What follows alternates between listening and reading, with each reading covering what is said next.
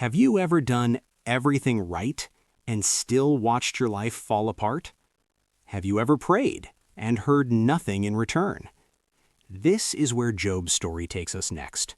Not into victory, not into answers, but into silence. Job was still sitting on the ground. His body was covered with painful sores. His strength was gone. His children were gone. His wealth was gone.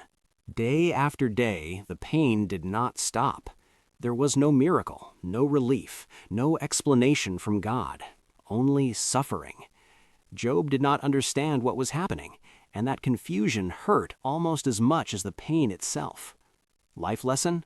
Sometimes the hardest part of suffering is not the pain, it is the silence of God in the middle of it. From a distance, 3 men saw Job. They were his friends, Eliphaz, Bildad, and Zophar. They had heard about everything that had happened to him, and they came with good intentions. When they finally reached Job, they barely recognized him. The strong, respected man they once knew now sat broken, weak, and wounded. When they saw him, they began to weep. They tore their robes. They sat down on the ground with him, and for 7 days they said nothing. No advice, no explanations, no religious speeches, just silence. Life lesson. Sometimes the greatest comfort is not words, it is presence. But silence does not last forever. After 7 long days, Job finally spoke. And when he did, his words were raw. He did not pretend to be strong.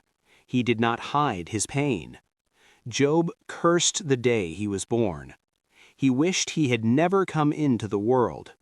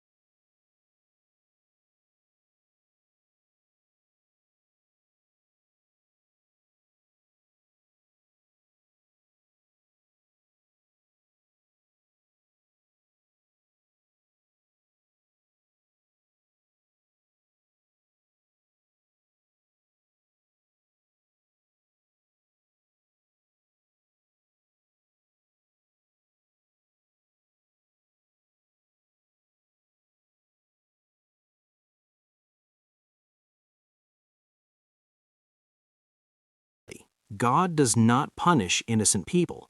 If you are suffering, you must have done something wrong. It sounded reasonable. It sounded spiritual, but it cut deeply. Life lesson. Not every religious explanation is a loving one. Job listened, and then he responded. He did not claim to be perfect, but he insisted he had lived with integrity. He told his friends, "My pain is real. My suffering is not imagined, and I have done nothing to deserve this."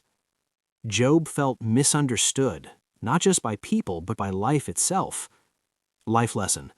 One of the loneliest pains is being judged instead of understood. Then Bildad spoke. His words were harsher. He suggested Job's children might have died because of their own sin. Imagine hearing that after losing every child in 1 day. This was not comfort. This was cruelty disguised as truth. Life lesson: words spoken without compassion can wound more deeply than silence. Job was crushed, but he did not turn away from God. Instead, he cried out again. He admitted he did not understand God's ways, but he still believed God was just. He said something powerful. He said, "I know my Redeemer lives." Even in pain, even in confusion, Job still believed there was meaning beyond what he could see. Life lesson? Faith is not seeing the answer. It is trusting there is one. Then Zophar spoke. He was the most aggressive of all.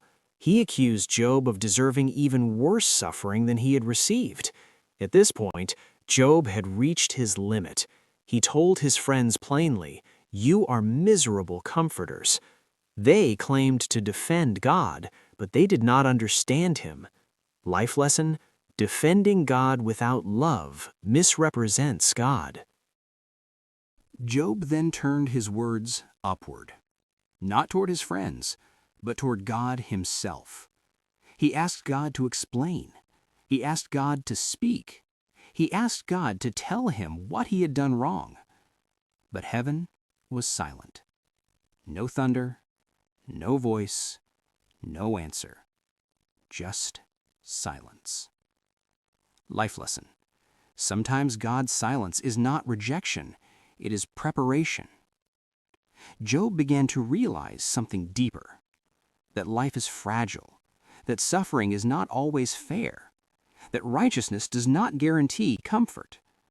And yet, he still refused to let go of God. He said, "Though he slay me, yet will I trust him." This was not blind faith. This was costly faith. Faith that clings even when everything hurts.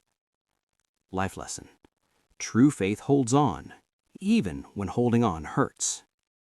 Job's friends continued to argue. They believed the world was simple. Good people prosper, bad people suffer. But Job's life shattered that belief. And sometimes that is uncomfortable for people to accept, because if suffering is not always deserved, then it could happen to anyone. Life lesson: easy answers are comforting, but not always true. As the conversations went on, Job became exhausted, not just physically, but emotionally.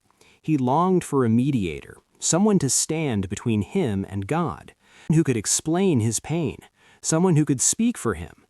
Job did not know it yet, but his longing pointed far beyond his moment.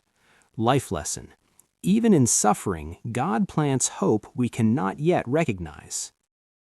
By the end of these conversations, nothing had been resolved.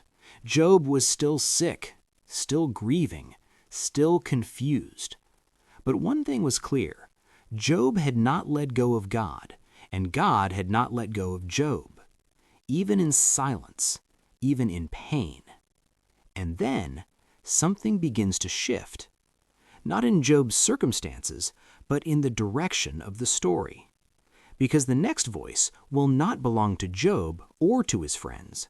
It will belong to God himself. But not yet. In part 3, we will see what happens when God finally speaks. Not with easy answers, but with divine wisdom. And how Job's suffering leads not to destruction, but to restoration greater than he ever imagined.